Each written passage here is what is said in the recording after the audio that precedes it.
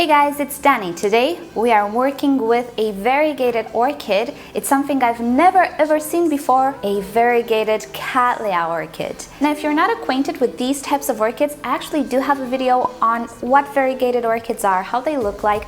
Check the description down below and you'll find a link. These orchids are a little bit like my kryptonite. I'm just a sucker for them. I love variegated foliage, not only with orchids, but also with other plants. It's pretty much the reason I kind of want to get into neophonetas and have those beautiful variegated specimens. But anyway, pretty much all plants or all orchids have the possibility to be variegated. But when it comes to Cattleyas, I cannot say I've ever seen a variegated Cattleya, well, until today or a few days ago. So what I want to do today is I want to repot this orchid. It is actually a good time to repot it, so we'll talk about that. But before we go ahead and do that, I'm sure many of you want to know where I got this orchid from. A friend of mine got them for me and she sent them over. Both the dendrobiums we worked with, those were from Equagenera, if you're interested.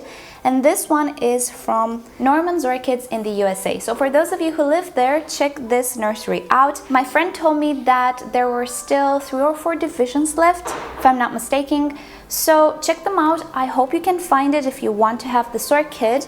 And PS, it actually has a name. This is the Cattleya Moscombe variegata, and let me show you the tag with the nursery once again. There you go, you have a phone number, you have the website, you have the address, you can visit the nursery. So there you have it. I'm sorry for those of you living in Europe, I don't know where you can find something like this. As I was saying, I've never seen anything like it, but I hope that this orchid will become more and more popular because not only does she have beautiful foliage, but also she has a beautiful flower, at least in my opinion. I'm a sucker for contrasts, and this one looks a little bit like the Cattleya Purple Cascade, which I cannot find for the life of me for 5 years already. For those of you who are long-time subscribers, you might know the history. But anyway, the flower of this orchid looks exactly like that, so I'm excited for the flower too. But hey, we have something pretty to look at when she's not in bloom as well. So with that said, let us get into repotting and preparing this orchid for living in my grow space. So first of all, let's refer a little bit to transport. You might remember that my dendrobiums didn't fare all that well on transport. Well, this one absolutely did. She looks like nothing ever happened, except for the medium being a little bit too dry. There is absolutely nothing wrong with this orchid. In my experience, when it comes to long transport, particularly on very warm weather, Cattleyas and Vandas are absolutely queens. Never ever had issues on transport, of course, unless you pack them wet. If orchids are packed with wet leaves, there is a very high chance that bacteria and fungi can develop in that moisture and start to affect the leaves. And we're back to square one. Transport will be very, very bad. But when it comes to dehydration and things of the sorts, Cattleyas and Vandas are very, very well suited for long transports in the summertime. So this orchid, as you can see, she doesn't look affected way too much by the transport. She actually looks very good. I did water her when I received it, and that is actually my first step when I unpack orchids. If the medium is dry, I water them and I pretty much leave them alone a day or two unless I have strong reasons to repot them. With this orchid, I did not have strong reasons. She appears to be having lots of very good roots in the pot, although she is potted in sphagnum moss. It appears to be very tight, but I don't believe we're gonna have issues. So the roots looked pretty okay, the medium looked pretty okay at the top as well. I didn't see any creepy crawlers. No reason for me to start repotting it the moment that I unboxed it, really. So in this case, I watered the orchid and I let it sit for about 3 days until today when we're gonna repot it. So you can see we have a pseudobulb just growing here. And not only this one, we have another new growth just there. So right now the orchid is preparing to create a new root system. It's not gonna take all that long. Some Cattleya orchids produce root systems as the pseudobulbs grow. Some of them produce them after the pseudobulb is mature, but the way that I see this orchid, I think it is active at the moment. And theoretically, whenever an orchid is producing new growth, it is a good time to repot it, even more so before the new roots start, just so you don't damage those little root tips that will start to emerge somewhere at the base. And we're back. The sphagnum moss is very wet at this point, so we can try to remove the orchid. It might actually be quite pot bound. So first I'm gonna try to just pull it up. If it doesn't work, I'm just gonna cut the pot, but I think it will work. There we go. And, oh, actually this is not very pot bound. When an orchid is very pot bound and is in moss, oh, it's a little bit more tricky to remove the moss. I do actually have a video on how I do it, the easiest thing that I've come up with so far, so check it down below in the description. I pretty much use a tweezers, a long nose tweezers. With this though, she's not pot bound. I think I can very well do it with my fingers. Yeah, it's gonna work. But if this had finer roots or if it was more compacted than this, then definitely I would have used those tweezers. It's not the case here, so I'm just going to remove the moss. I'm gonna do this off camera. I don't suspect I will need the tweezers because I don't have many roots, and I'll come back when I'm done. Okay, so that took about 1.5 minutes. Can you believe that quantity of moss was in this pot? So we had a big quantity of moss, but the orchid was not pot bound. When you have orchids like this, it's a joy to remove moss, really. I prefer moss to bark any day of the week because of this. However, it can get very tricky when you have orchids with a lot of roots, like I have in my video with how to remove sphagnum moss, or with very fine roots. It's not impossible though, and I suggest you actually use tweezers, not your fingers. Not trying to remove the moss in a bowl or anything. You will fail, trust me at this one. If the orchids are super pot bound, you are dealing with a mass of roots holding everything together, not a mass of sphagnum moss. So you go in and with your fingers will only snap pretty much the vast majority of the roots. But if you have one of these, you can actually go in between the roots. No matter how tight they are, you can start pulling at that moss slowly but surely, and that will ensure that you actually don't lose a lot of roots. With Cattleyas, sometimes you will lose some roots. That's just how Cattleyas are. But if you're dealing with oncidiums, which usually don't lose roots, it is actually worth it to use one of these and save as many roots as possible. And in time, you'll actually get proficient at it. Alrighty, so all the sphagnum moss is removed. I'm going to throw it away. I'm going to wash the root system of this orchid under the faucet, and I'm going to spray it with hydrogen peroxide 3% just to kill off any snails or snail eggs, and then I'm gonna come back with the repotting. Alrighty, so my orchid is fizzing away in hydrogen peroxide. I actually washed the roots at the sink, and this made whatever remnants of sphagnum moss just fall in the sink. And then I sprayed hydrogen peroxide 3% on the root system and the base of the pseudobulbs. And before we go ahead and actually pot it up, just want to clarify a little bit the whole root situation issue. Cattleyas do have sensitive roots.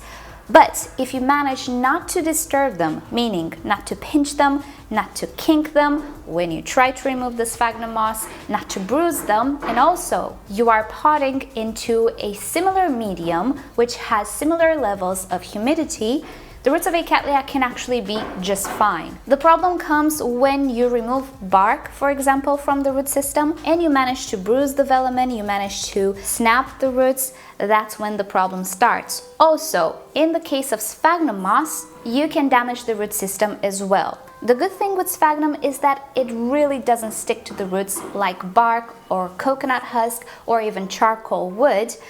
But if the orchid is too pot bound and you don't really have the space in between the roots to go with your fingers, you can actually damage the root system if you don't use one of these, and pretty much the orchid is at risk of losing her roots, even if you're potting in the same type of medium. However, if you're careful and you don't mess up the root system, if you're potting, let's say, from sphagnum moss to bark, which is like night and day difference, again, the orchid might actually lose her roots. So bottom line, to make a sort of a resume, Cattleya roots are very sensitive. If you manage to damage them enough, they can actually die on you. Also, if you put them into a medium they're not adapted to and it's just so different than the previous medium, again, you might actually lose the roots. Doesn't happen all the time, but it happens more with Cattleyas than dendrobiums, let's say. And overall, it's never a good idea to damage root systems when you repot orchids. If you can avoid it, better avoid it. It is actually better for the plant. You'll avoid dehydration and setting the orchid back. So with that out of the way, I'm gonna go ahead and get my pot, my medium, and we will pot up this orchid. Alrighty, so I have my pot prepared. Many of you ask me, where do I purchase these pots? I find them at my local flower shops or garden centers. They're decorative pots, but instead of being ceramic, they're plastic. And that's all there is to it. I actually place the holes myself using a soldering iron. And about the size, this is a 15 centimeter pot, and it will suit my orchid even though it looks a little big. Now, if I were to use organic medium, especially sphagnum moss, I wouldn't choose this size because yes, of course, it will retain more water and it might be just a little bit too much water. Organic medium decomposes the more wet it stays, so it's not a good idea to use very big pots with organic medium. As a matter of fact, the faster they decompose, the more they lose integrity and they start to compact and suffocate the root system. When we use leca though, this absolutely does not matter for various reasons. One, leca does not decompose, so it will never lose its integrity. It will always remain round and of the same size. Second of all, we talked about this before, sphere packing. In between equal sized spheres, there's always the same ratio of air. So no matter how big the pot is, the ratio between water and air will be identical. This pot will indeed hold more water, but not as much as you think because it will not hold it in its entirety. It will only hold it in the reservoir. And down here, things are not much bigger than, let's say, a size down. So I won't have too much water. I'll just have a little more. Everywhere else, the ratio remains constant and not changed no matter the size of my pot. Only the reservoir changes. And if the bottom is just narrow, obviously, you can actually opt for a bigger pot and not have it retain more water, if that makes sense. This one will retain more water, but it is very suited for my orchid. I don't intend to move this orchid from the pot for the next years. I also have a lot of directions of growth, at least 2, but I think I spotted another one. So I want this orchid to have enough space for multiple years, not just 2. I'm not obligated to change the medium every 2 to 3 years. There are many things that are different with semi-hydroponics and leca, therefore this size absolutely does not matter. Moreover, it's going to be more fitting for my orchid, which eventually will grow quite the big root system.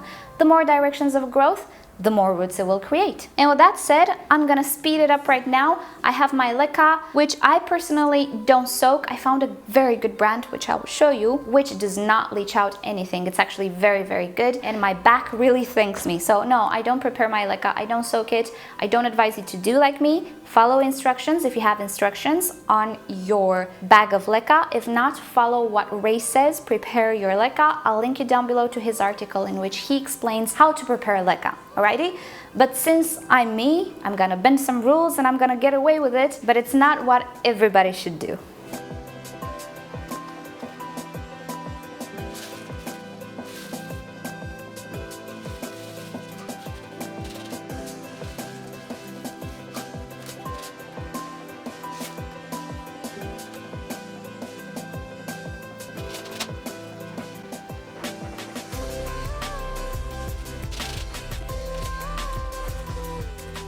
And there we have it, my orchid is repotted. Even though it was pretty stable, you just never know how you bump into it, so that's why I added a stake here. But the orchid is pretty stable right now. I also watered it. It has water in the reservoir, so I don't need to water it for the next 5 days or so. The roots will hydrate the orchid pretty much. This repotting was as gentle as it can be. You might have noticed that I tapped on the pot to make the leca go down. I'm not a fan of just shoving medium with your finger, or worse, with a sort of spatula. There was this trend about 5 years ago for people to use spatulas on the edges just to make the medium go down, and while that can be okay with Phalaenopsis, you can get away with scratching the roots and nothing happening. With Cattleyas, I would never in a million years do it, because you might not get away with it. As I was saying, Cattleya roots are just sensitive, and it's just something you will observe along the years. Compared to Phalaenopsis, even to Vandas, Cattleyas are just on a whole different level. So with leca, there's no need to push the medium down. Leca just falls down if you tap it. That's all you need to do. You can move it around with your hands directed where you want it to go, obviously. take one of the pieces here, put it there if you so desire. It's actually pretty easy to work with leca, and in the potting process there was no bruises on the roots or anything because nothing was compacted. So I suspect this orchid has the best chances of not being set back. I suspect the roots will not die off, and that's the whole point of a gentle repotting. In my opinion, with organic medium, only with sphagnum moss you can do this if you're careful. The more pot bound the orchid is, the more you might actually damage the roots, but if it's not pot bound and it has pretty thick roots, it's a joy, you're safe. Most orchid roots are not fuzzy. There are only a few orchids with fuzzy roots, so there is no reason why sphagnum moss will get attached to the roots, and that's why it's my favorite, except leca. Another thing I wanted to show you with this orchid, do you see the pigmentation? Yeah, we do have some red pigmentation on this orchid. I suspect it is due to bright light. We have a little bit here as well. And also, I just love that even the sheath is variegated.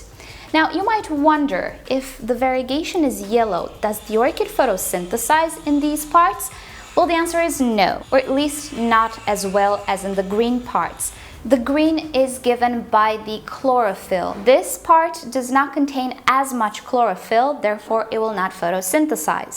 Now, as far as I see with my variegated orchids and as far as I see on the internet, this part is not actually sensitive to light in any way, so it will not necessarily get damaged by the sun, unless of course the leaf would overheat. That would scorch any orchid. Other than that though, with Neophoenicias, if you want the variegation to be more pronounced, you actually put it in the light and it will be more pronounced. So with this orchid, I'm not going to keep it in shade. There are certain Cattleyas which are more shade loving, let's say, such as the Vanagara. I don't know if this one is, but I will just keep an eye on it. For now, it will be placed with the other Cattleyas, and I'm going to see if it gets very, very red. This is anthocyanin. It will protect the orchid. That's its role. If it's too excessive, of course, I'll bring it further away from the light. But as far as I know, variegation doesn't mean the orchid needs shade in any way. So we're gonna test that, of course, and I'm gonna keep you up to date. And that's about it on my little variegated Cattleya. I'm just so happy about it. I love it. And yeah, fingers crossed it's gonna bloom. So alrighty guys, thank you so much for watching this video. Hope you found it interesting. And you know the drill. If you liked it, give it a thumbs up. If you hated it, give it a thumbs down. Subscribe to my channel for regular orchid videos. Mind you, my schedule is still a bit chaotic these days. But if you like YouTube to notify you whenever I upload, just make sure that all notifications are on for my channal. Now with that said, I'll see you all next time. Bye!